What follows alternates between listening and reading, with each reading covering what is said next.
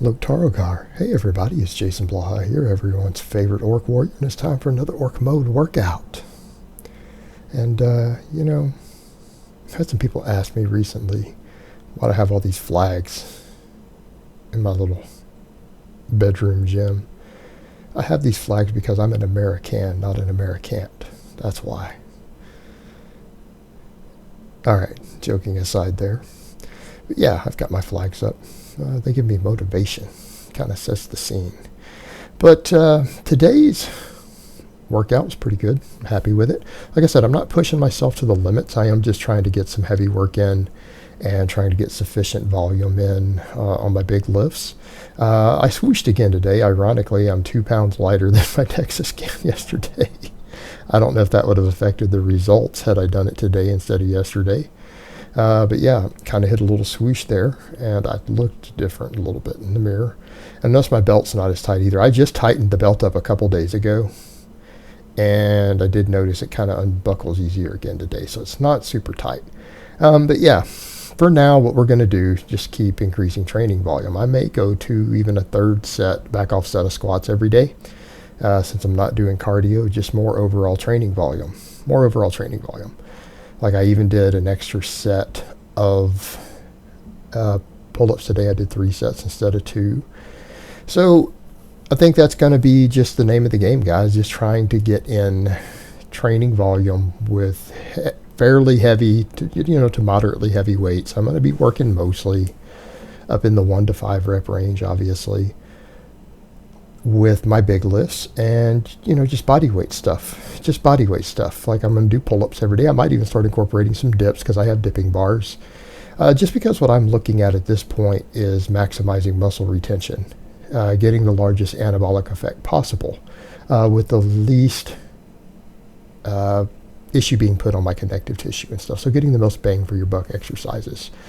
And, that's why these choices are being used. That's why I'm doing the squat, the bench, the deadlift, the pull-up, and then maybe even dips. Because as far as exercise economy goes, those are the lifts that are going to give you the most bang for your buck. And again, that's where I think a lot of people mess up. I think they get too focused on a bunch of bodybuilding type stuff when they're cutting and not realizing you're not going to gain a bunch of muscle. So, standing there spending all day doing 15 sets for a tiny little muscle group, it's not going to grow, guys. When you're trying to cut body fat, it's very difficult to gain muscle mass unless you're a noob, as we saw already with my first DEXA.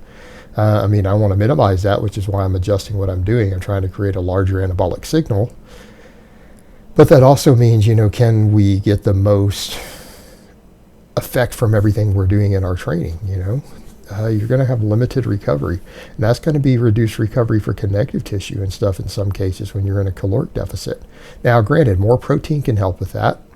There's actually some good data on that out there over the years suggesting particularly older lifters that higher protein absolutely can help with connective tissue inflammation, tendinitis, connective tissue recovery. And I'm already addressing that. I'm hitting the protein super hard.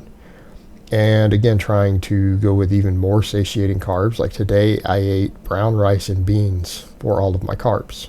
And I'm focusing around my training. Obviously, my training is split up through the day, but I don't eat any carbs until about 30 minutes before my first workout because I need it for training fuel. And I eat some in between, and then I eat some carbs at the end, and that's it. Once I'm done with that, I go back to just straight protein. And that's pretty much what I'm doing. There's a little bit of my dairy. So it's lean meat and low-fat dairy throughout the evening. And again, trying to focus heavily on protein and just enough carbohydrates to fuel my workouts, to fuel my recovery, and then most of my diet is going to be protein for a little while.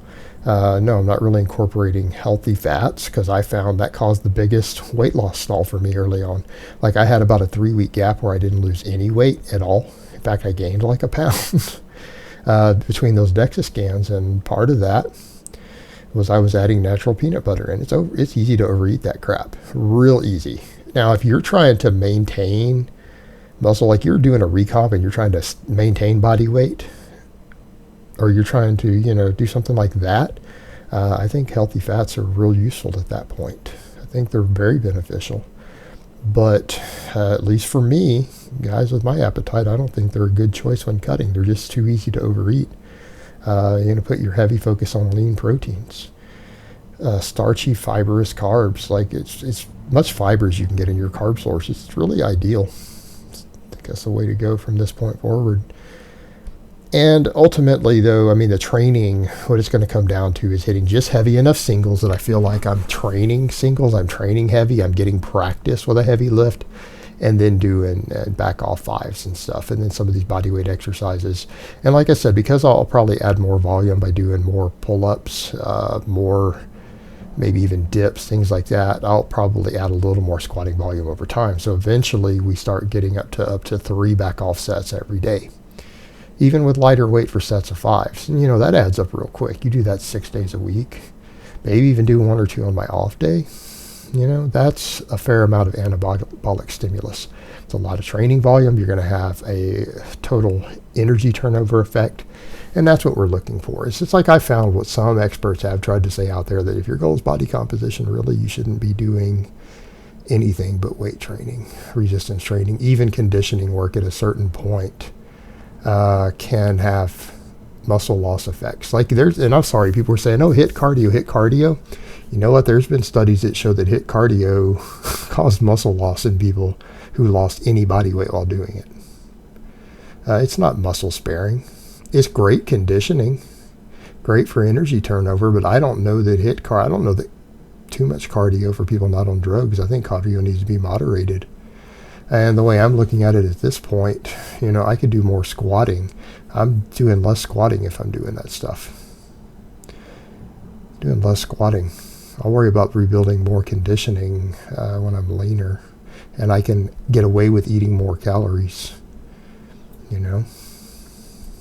So yeah, it's just going to keep upping the training volume to within what I'm capable of recovering from. And by not pushing myself to the limits on the sets, I think that's going to be the key to that, because I'm not grinding.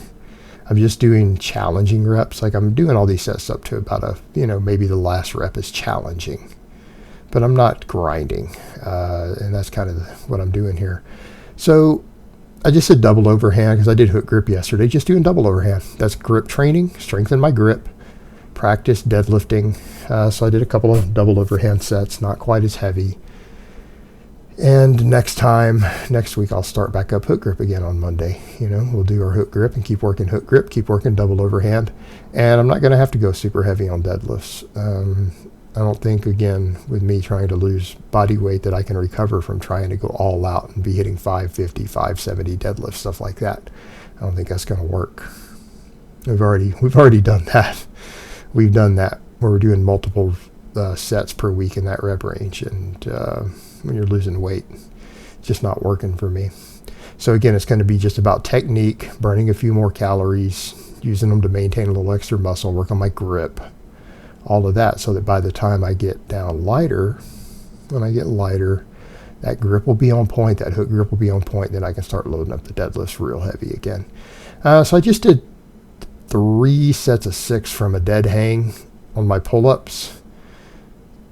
And yeah, some of these I know I'm not hanging very long in the middle of the set, but I'm trying to get a nice long hang at the first one, just trying to make sure I get that stretch at the bottom. But yeah, I did 3 sets of 6 just to get a little more volume on these.